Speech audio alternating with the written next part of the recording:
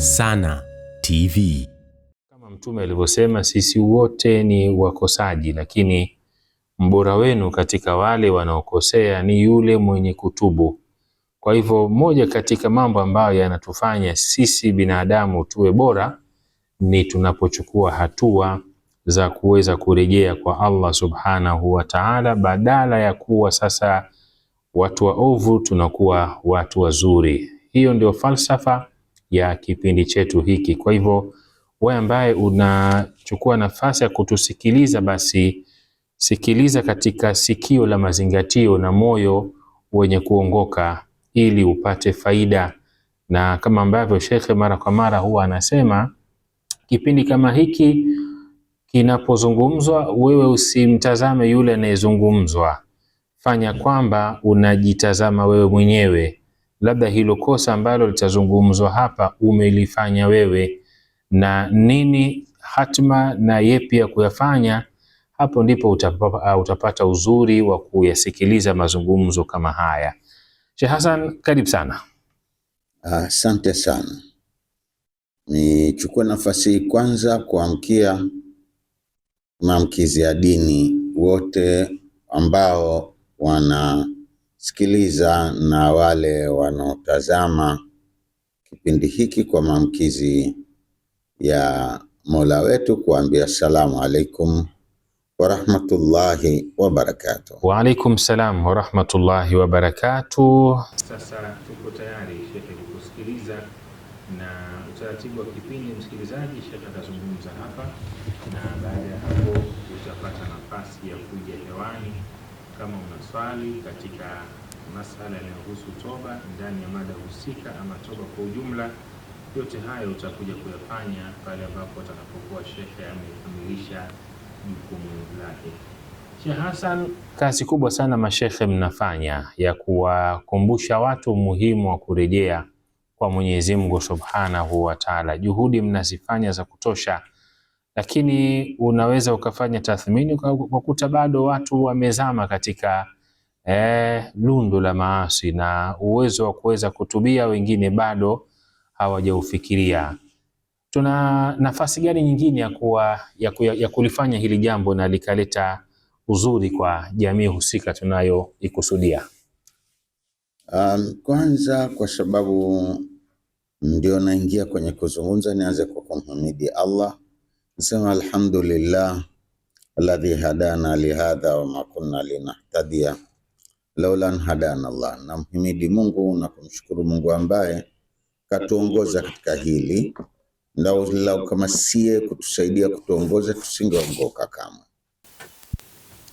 Lau asingekuwafikisha wewe leo sasa hivi kuwa umacho, usingeangalia kipindi hiki na pengine usingewaizika.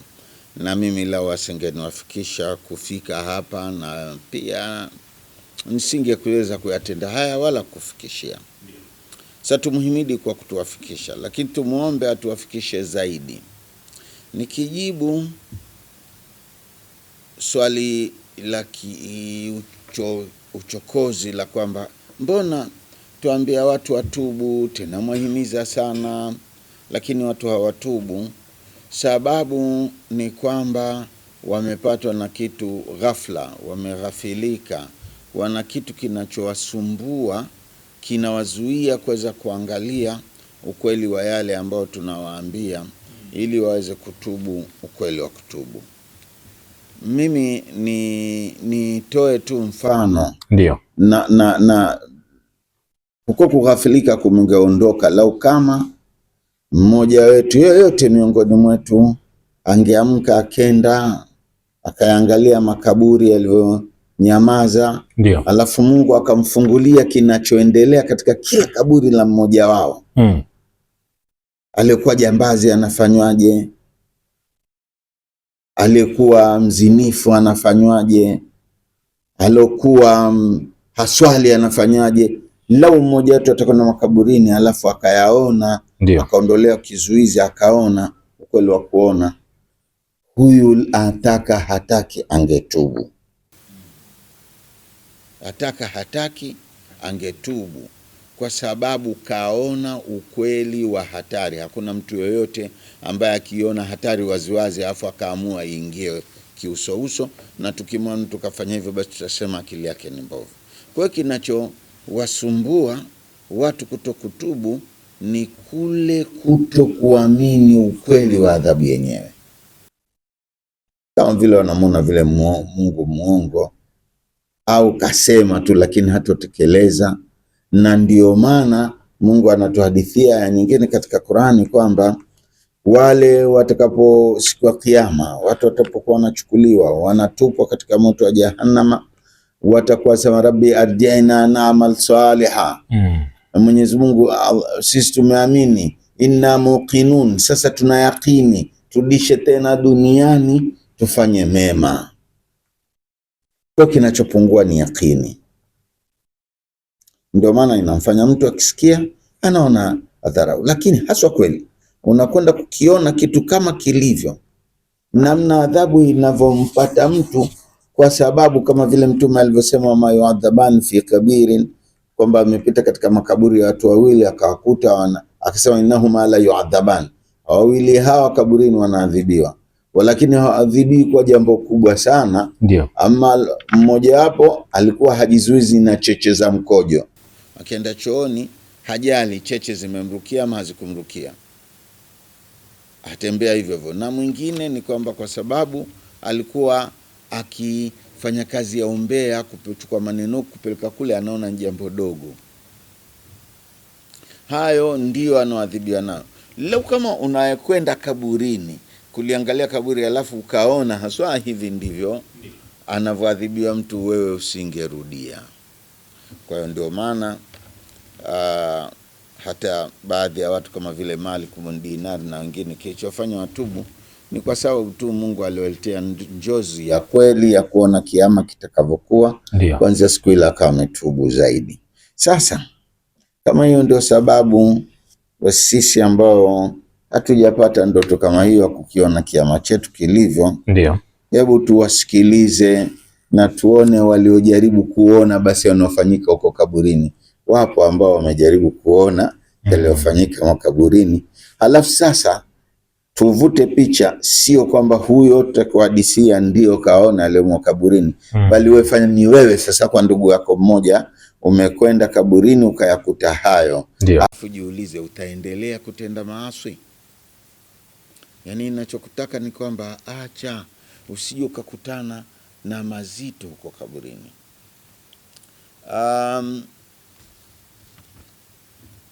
Mungu atujalie na tuwe wema. Imepokewa hadathana Abbas ibn Abdullah, tumehadithiwa na Abasi mtoto wa Abdullah, samitu Muhammad ibn Yusuf, anasema nimemsikia Muhammad ibn Yusuf yakulu samitu Aba Sinan, kwamba nilimsikia baba Sinan akisema. Na huyo anasema kana rajulan hailan yaduru fi jibali Baitil Maqdis, alikuwa ni mtu ambaye mwenye kitisho, yuatembea katika Baitul Maqdis ambayo ndio ile ambayo iko Palestine. Anasema nazaltu ala rajulin, katika kuzunguka kwangu nilimpitia mtu mmoja kumtembelea, nikamwambia mwenzangu imdhi bina nuazi jara lana mata akhuhu, nikamwambia hebu ndugu yangu toka tumwendee ndugu yetu kafiwa na kakake.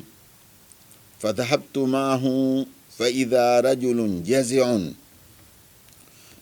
tukatoka kwenda kumwangalia yule mtu aliyefiwa na kakake, tukakuta mtu ambaye kasawajika mno, la yakbalu lahza, hata ukimwambia pole bwana, Mungu atakupa kilichokuwa bora, amekunyang'anya hicho atakupa kingine, hakubali, yualia tu, kachanganyikiwa. Fakulna lahu, tukamwambia ya hadha, wewe ittaqillah, hebu mche Mwenyezi Mungu. Maneno yote atokwambia wewe, wala hushtuki ukakaa sawa. Wala manna almauta sabilu la budda minhu, jua kwamba mauti ni njia, hakuna mtu yote atakayepona. Huyo ndugu yako kafa, lakini si wote tutakufa. Sasa unalia nini kutwa? Hebu zinduka. na kila mtu, viumbe wote duniani watakufa shekhe. Sasa wewe kufiwa kwa kakio unakuwa hivi.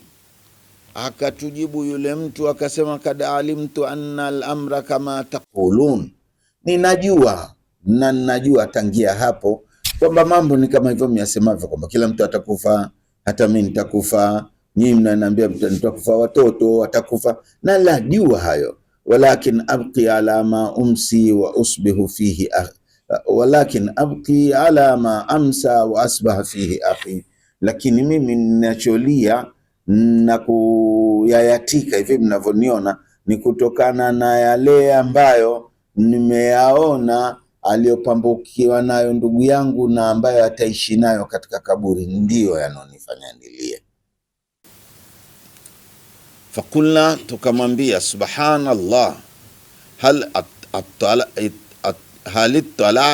atla'aka Allahu ala al-ghaib, hal atla'aka Allahu ala al-ghaib, kwani ndugu yetu Mungu kakufichulia yaliyojificha kuhusu huyo ndugu yako aliyokufa? Akasema naam, nisikilizeni niliyokutana nayo. Haya, mnyapi uliokutana nayo sasa hapa katika kulizungumza? Ndio nakutaka imewe ni wewe ndio kwa kaburini, au ni wewe ambaye uliofunguliwa haya ukayaona? Kwa sababu tumejielezana mwanzo kwamba wewe hutozinduka mpaka uone kwa dhati yaliyoko kule kaburini. Ndio sasa fanya wewe ndio unayaona haya. Asema inama ajzau lima raaitu lamma dafantuhu wa sawaitu turaba alayhi, mimi kinachoniza ni yale niliyoona baada ya kumwingiza kabrini nikamfunika udongo. Niliyoyaona ndiyo yanaoniliza, sio kwamba siliko nalia kwamba binadamu hafi, mbona huyu kafa? Hapana, nalia hayo niliyoyaona. Haya nini?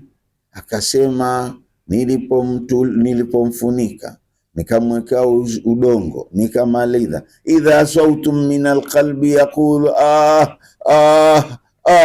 nikasikia sauti baada kwa nishafunika, namsikia sauti yake haswa kwa sababu ndugu yangu namjua, nasikia kule apiga mayo nikaona ndugu yangu, kitete kikanishika, nikaamua nianze kulichibua tena kaburi. Ndugu yangu ana nini huko, mimi siwezi kumwacha. Nilipokuwa nalifukua nikasikia sakuna bwe, acha usifukue kaburi la mtu aliyezikwa, acha.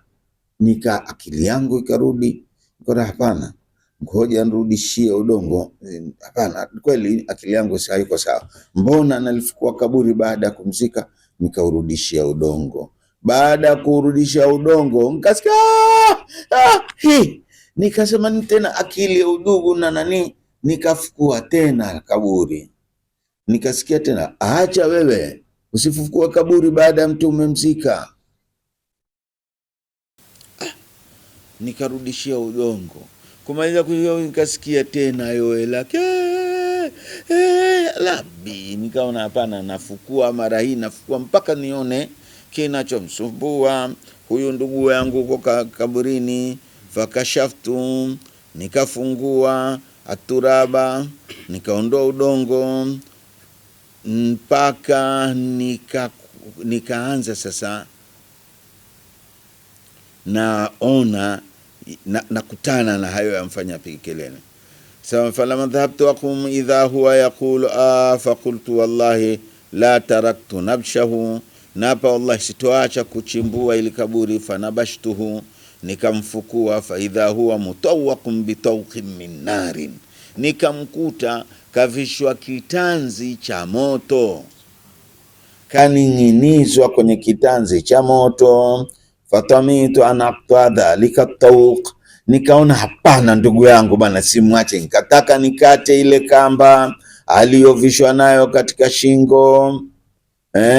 Fadharabtuhu biyadi liaqtahu, nikapiga ile kamba kwa mkono wangu niweze kuikaa. Fadhahaba aswabihi, vidole vyangu vikakatika vyote, vikamdumbukia katika kaburi. Nikasikia vidole vyote vimekatika. Aliposema vile, akautoa mkono wake kutuonyesha, tukakuta kweli vidole vyote vinne havipo.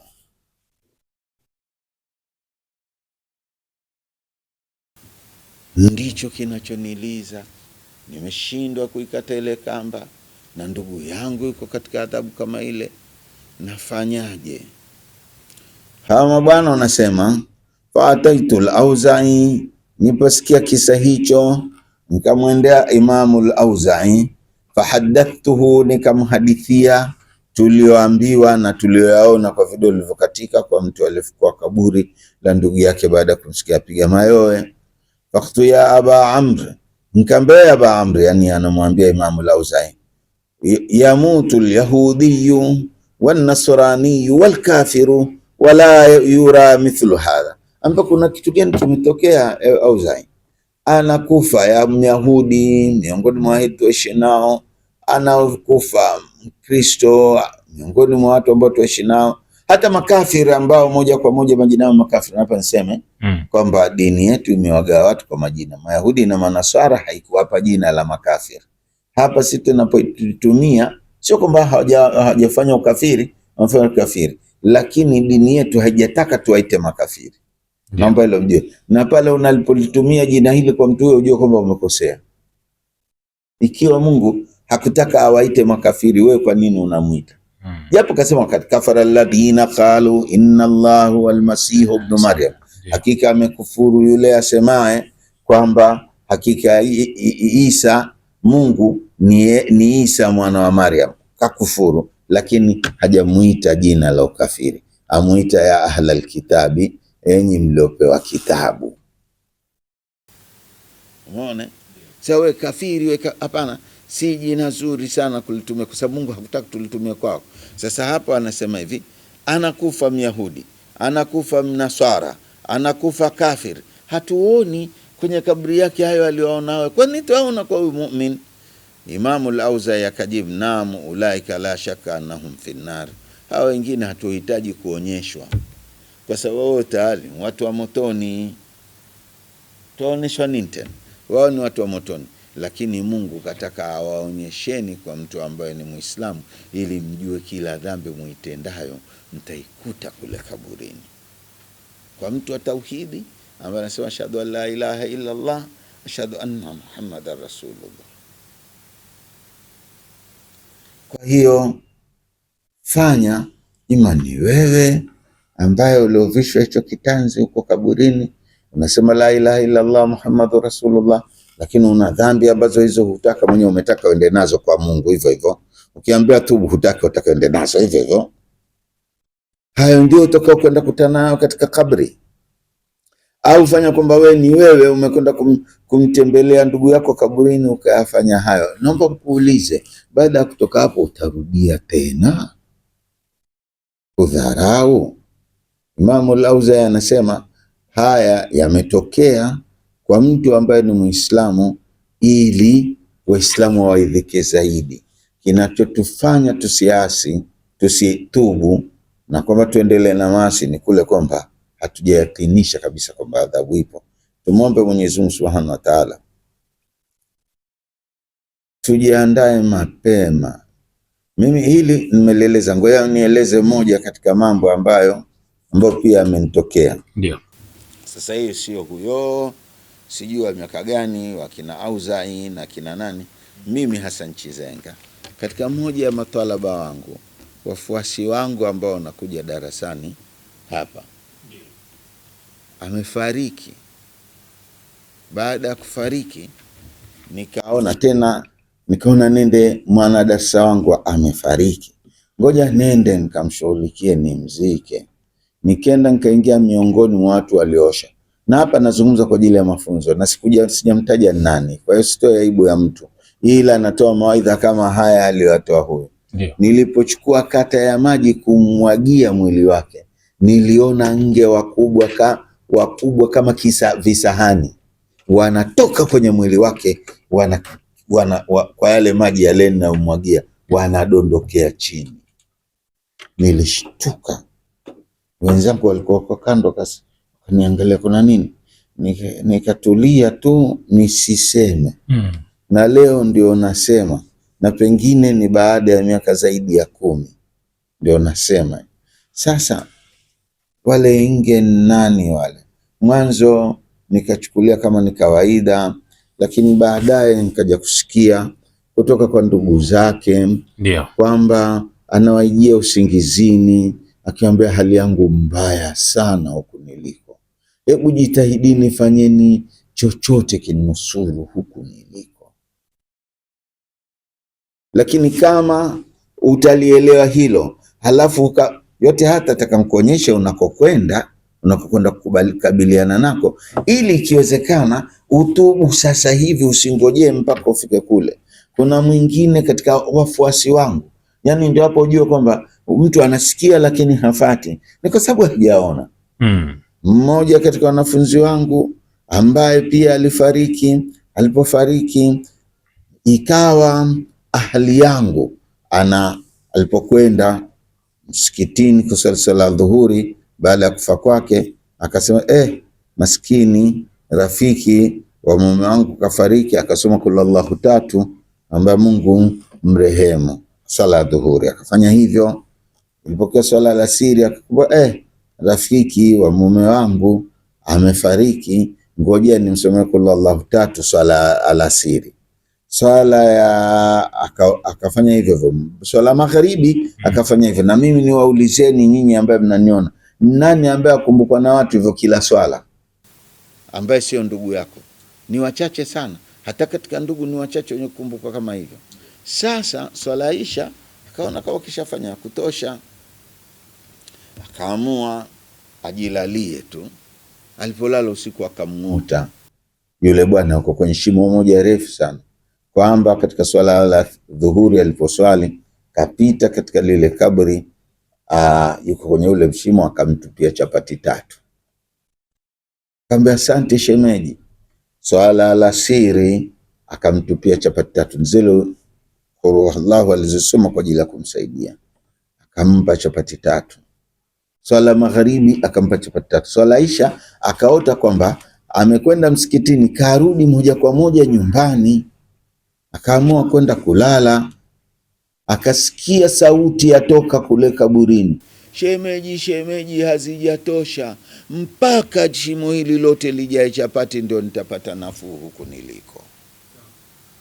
Sasa haya ni mambo ya katika zama zetu. Kinachofanya tusitubu ni kwa sababu hatujaona, lakini Mungu anapotupa visa kama hivi viwili nilivyovitaja,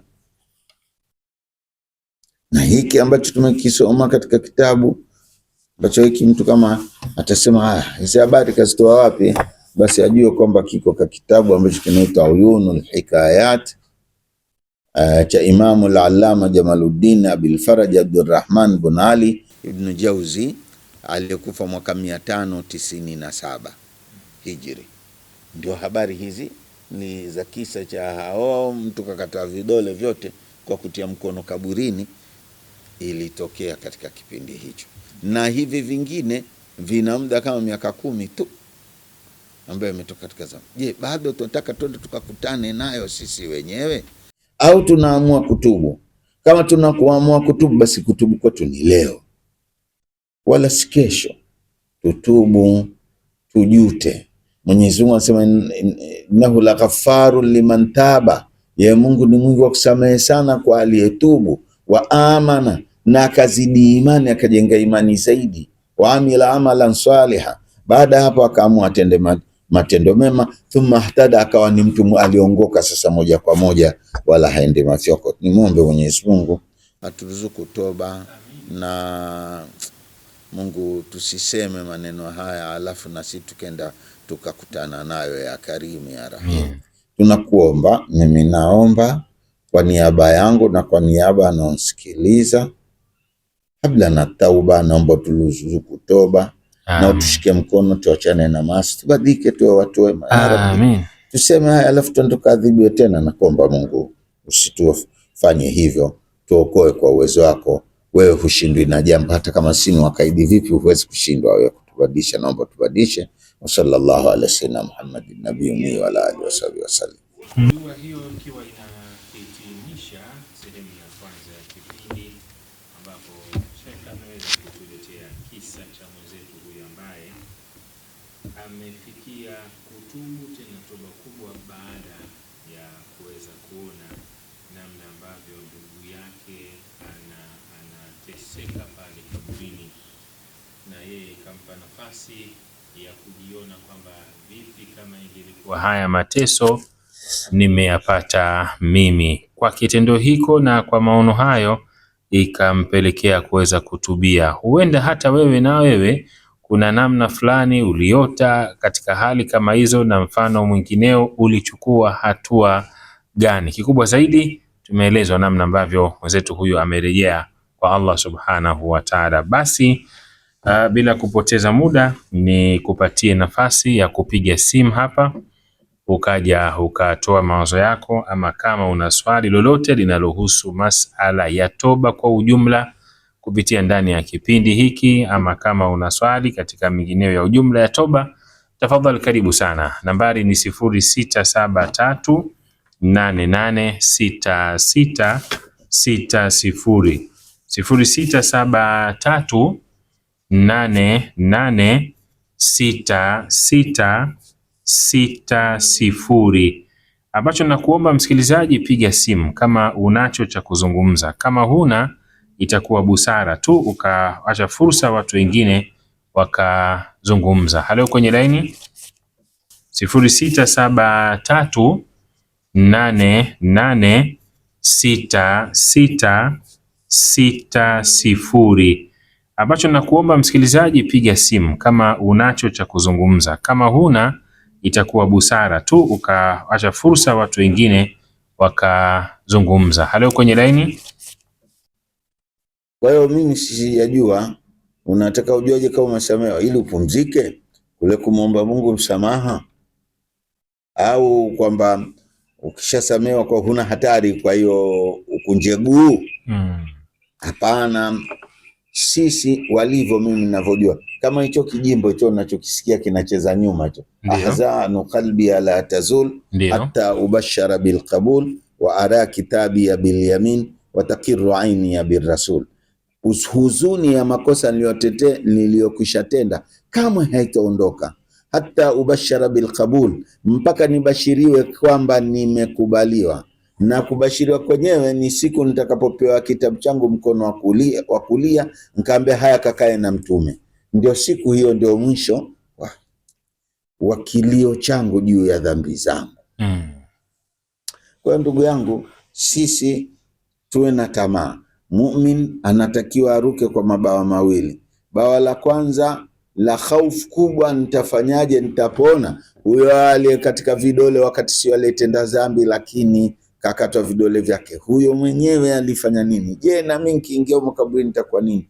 Ile hofu uliyokuwa nayo isiondoke. Alafu pande wa pili uwe na kitu kinaitwa raja. Mimi naamini kwa hivi ninavyomwomba Mungu atanisamehe. Mungu ni mwema, kama tulivyoomba dua yetu Mungu alituache. Yani amani kidogo imetuingia kwamba Mungu atatupokea. Kwa hiyo muumini anaruka kwa mabawa mawili. Bawa moja ni hofu kubwa juu ya dhambi ulizozitenda. Bawa la pili, Mungu ni mwema tu atanisamehe. Kwa hiyo ni vizuri tudumu katika hali hiyo. Kwenye line, hello. Naam, 0673886660. Nitaomba simu moja ya mwisho hapa tuweze kukamilisha kipindi, na kama ambavyo tumesema, uliza swali ambalo linahusu masala ya toba. Kwenye line, hello. Na sasa tukawa watu wema. Hayo ndio ambayo tunahitaji ndani ya kipindi. Hello.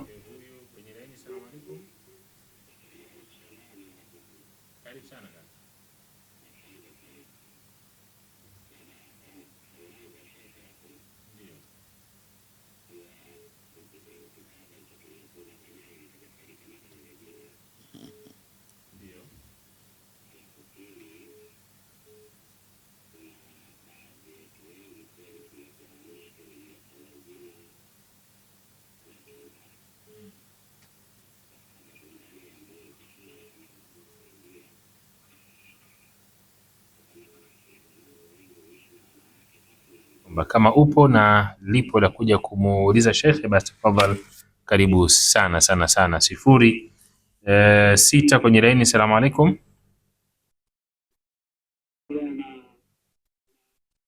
Karibu. Naam.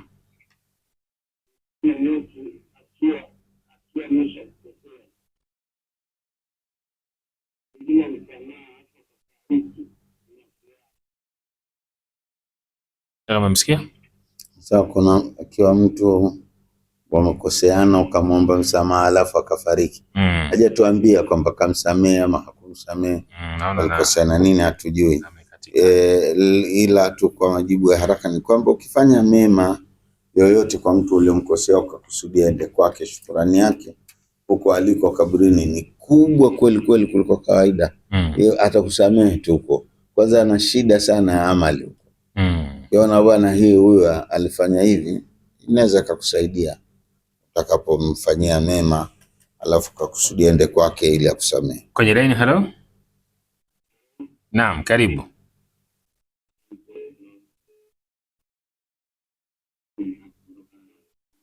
Ndio.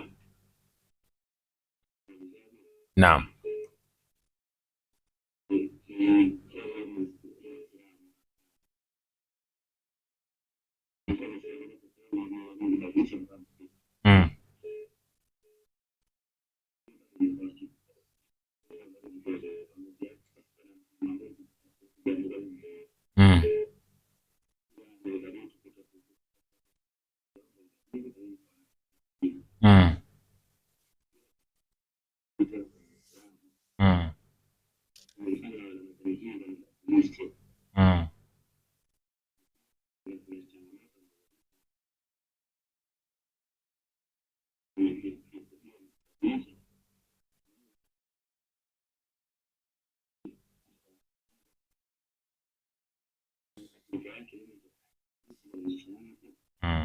Haya, asante sana. Swali zuri na linajibika vizuri. Tumemuelewa Sheikh. Tumemuelewa. Unajua kaka, kwanza namba yake naomba tuijue ili baadaye tuzungumze naye. Uliyepiga simu hapa, tukishamaliza kipindi utampigia simu Sheikh ili aipate namba yako, na kama lipo la kuongea zaidi atakufahamisha. Wewe ambaye umepiga mara mwisho simu hapa na swali hilo kuuliza la swala la kusilimu na kadhaa, tunaomba tutakupa nambari ya simu ya Sheikh, tutataja hewani, utampigia ili Sheikh anitaka namba yako. Naam. Ndio. Akasema ndio, kamba kanunua kibiriti dukani. Akasema nishanunua. Nikamwambia kiwasha. Akawasha. Nikamwambia weka mkononi mpaka kizimike. Akaweka kungua akatupa. Anambia nimeungua. Nikamwambia hivyo ndivyo unavyojichoma moto kila siku. Na Uislamu labda karitadi kwa ajili ya mwanamume akaolewa, afu akakaa naye, alafu baadaye akazaa watoto, watoto wamekuwa Wakristo na yeye sasa ni Muislamu, anatamani arudi kwenye Uislamu, lakini sasa watoto wangu nitakuwa mimi ndio umewaingiza huko, umewaacha. Ndio swali kama hilo. Ndio. Sasa mimi nijadili nao kidogo kwamba wewe ambaye unaona bora ubaki ili wewe na watoto wako wote mkaungue mwejivu, ndivyo ulivyoona? Ama wewe ambaye unasema radhi ya mama, hakuna radhi haiwezi kumpata mtu katika kumcha Mwenyezi Mungu. Katika mambo ya kawaida radhi ya mama na ya baba inakuswibu, kumjali, unakula unashiba, yeye hali hilo litakusibu. Lakini kuhusu kumwabudu Mungu, ndugu yangu, unatakiwa usilimu. Tena mimi nilivyokuwa nataka sijui ni mimi, unajua alipouliza kabla hajatema, lakini anachokiogopa nini, ningetamani hapa hapa redioni tumsilimishe, kwa sababu hatujui kama kesho kutakucha akiwa mzima. Na hivi anavyonisikiliza mimi, naomba yeye hivi hapa ninavyosema hapa alipo kule nyumbani atamke, atanipigia simu hivi sasa, atamke kwamba asema ashhadu la ilaha illa Allah wa ashhadu anna Muhammadar Rasul. Rudi kwenye Uislamu usiku huu.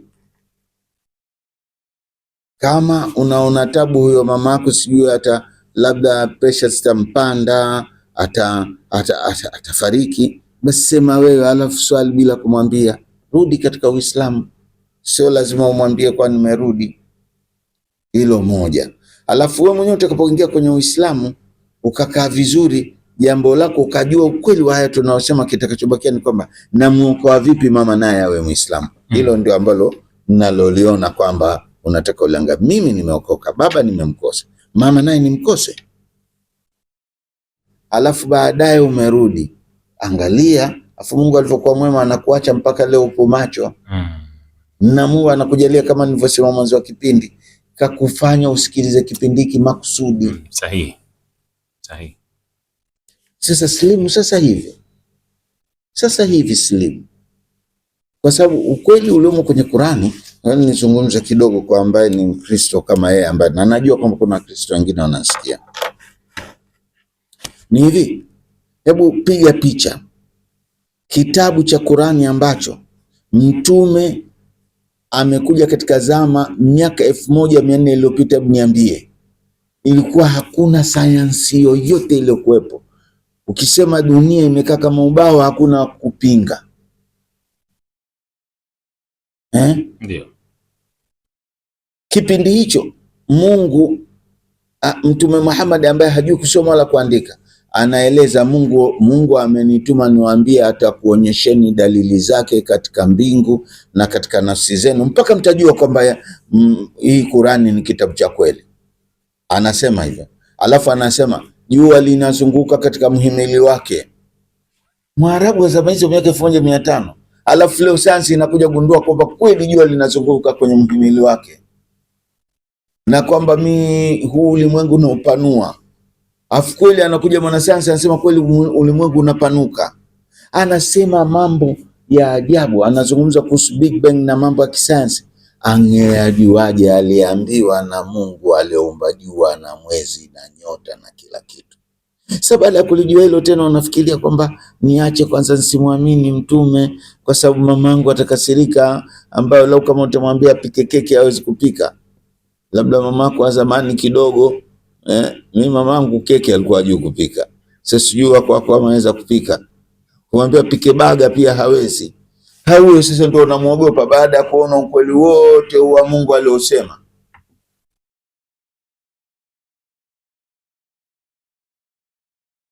Alafu baadaye umerudi. Angalia afu Mungu alivyokuwa mwema, anakuacha mpaka leo upo macho. Na Mungu anakujalia kama nilivyosema mwanzo wa kipindi, kakufanya usikilize kipindi hiki makusudi. Sahihi. Sasa slimu sasa hivi slimu, kwa sababu ukweli uliomo kwenye Qur'ani. Nizungumze kidogo kwa ambaye ni Mkristo kama yeye, ambaye na najua kwamba kuna Wakristo wengine wanasikia. Ni hivi, hebu piga picha kitabu cha Qur'ani ambacho mtume amekuja katika zama miaka 1400 iliyopita. Niambie, ilikuwa hakuna sayansi yoyote iliyokuwepo. Ukisema dunia imekaa kama ubao, hakuna kupinga. Ndio. Kipindi hicho Mungu, Mtume Muhammad ambaye hajui kusoma wala kuandika, anaeleza Mungu amenituma niwaambie, atakuonyesheni dalili zake katika mbingu na katika nafsi zenu, mpaka mtajua kwamba hii Qur'ani ni kitabu cha kweli. Anasema hivyo, alafu anasema jua linazunguka katika mhimili wake.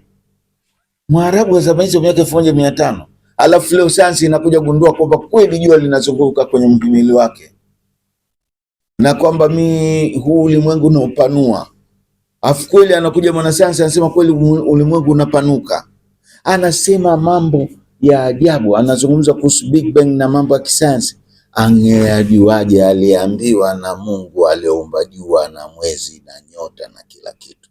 Sasa baada ya kulijua hilo tena unafikiria kwamba niache kwanza nisimwamini mtume kwa sababu mamangu atakasirika, ambayo lau kama utamwambia apike keki hawezi kupika.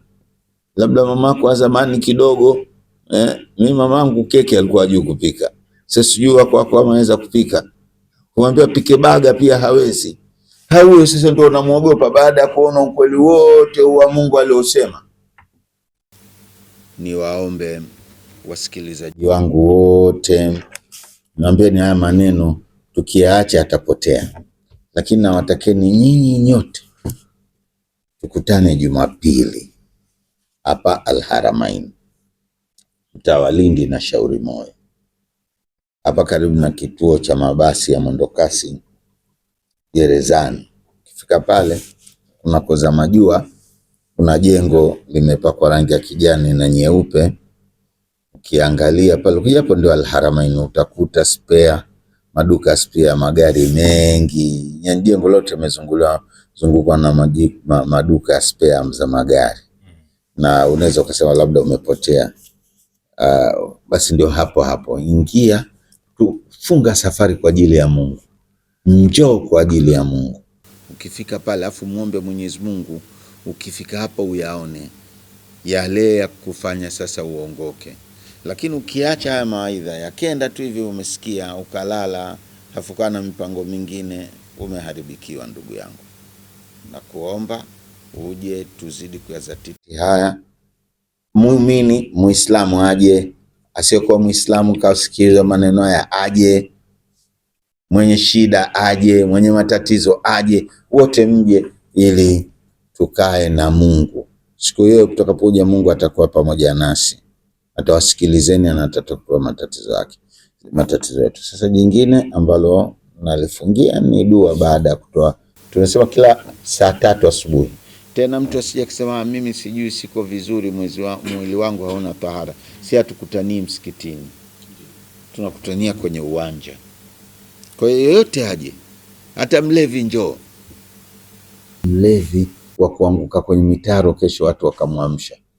Baada ya kusikiliza maidha yetu, katubu, kawa mtu wa msikitini, na kwa sababu ni mtu kweli kweli, hivi sasa ni mwenyekiti wa misikiti zaidi ya 3. Kila watu wakiingia msikitini na swali, wanawe naomba wa kiongozi wetu.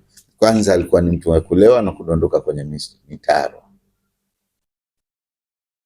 Kuna haja tu kufanya juhudi za kurudi. Allahumma inna ibaduka. Amin. Mungu sisi wote ni watumwa wako, wabani ibadika na watoto watumwa wako. Amin. Bani imaika na watoto wa vijakazi vyako, na suina biadika.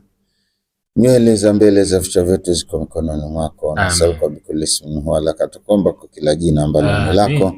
Samaita bihi nafsaka, ulijiita kwalo nafsi yako. Amin ya Rabbi. Kitabika uliomfundisha, au uliweka katika kitabu chako, au alamta ahla min ibadika, uliomfundisha wote miongoni mwa waja wako. Sathata bi fil maghaibi indaka, au jina ambalo umelihifadhi katika elimu ya siri kwako. Tutakomba Mungu peponi ya Karim ya Rahim. Mpige shetani asitukaribie ya Karim, mima yusari fi ridhaka. Amin. Na tufanye katika wale wakienda mbio katika kutafuta radhi zako. Wala tuwalina waliyan siwaka, wala usitupe msimamizi asiyekuwa wewe mwenye ndio tusimamia. Ya Karim ya Rahim. Sallallahu alaihi wasallam. Muhammad nabiyyi ala alihi.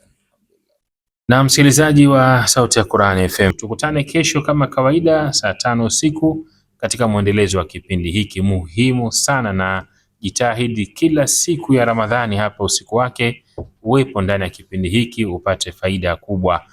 Cha mwisho pia, kwa wale ambao wana simu kubwa na wanapitia katika mitandao, ingia YouTube. Kisha ingia YouTube, tafuta channel inaitwa Sana TV.